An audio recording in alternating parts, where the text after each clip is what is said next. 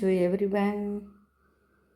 ఈరోజు మన ఇంట్లో దొరికే అటుకులు పల్లీలతో ఎంతో రుచికరమైన పల్లీ అటుకుల రోల్స్ తయారు చేసుకుందాం.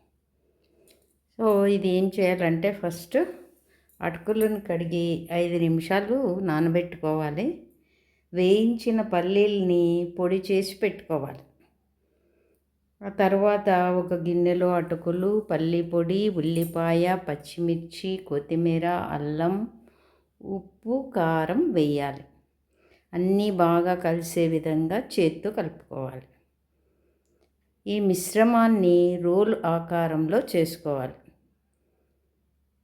పెనంపై కొద్దిగా నూనె వేసి మధ్య మంటంపై రోల్స్ ఉంచాలి.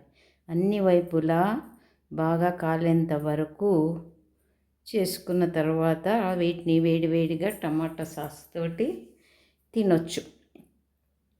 చిట్కాలు ఏంటంటే అటుకులు ఎక్కువగా నానితే రోల్స్ మెత్తగా అయిపోతాయి. పల్లీ బదులుగా మనం ఇంకా న్యూట్రియంట్స్ బాగా కావాలి అనుకునే వాళ్ళకి బాదం, జీడిపప్పు కూడా వేసుకోవచ్చు అన్నమాట. మిశ్రమం చాలా చిక్కగా అనిపిస్తే కొద్దిగా అటుకుల పొడి కలుపుకోవాలి. దీనికి మాత్రం టమాటో సాస్ కానీ పుదీనా చట్నీతో పాటు ఒక కప్పు టీ ఇచ్చారనుకోండి, అందరు ఫిదా అయిపోతారు. చేసుకుంటారు కదా. Thank you.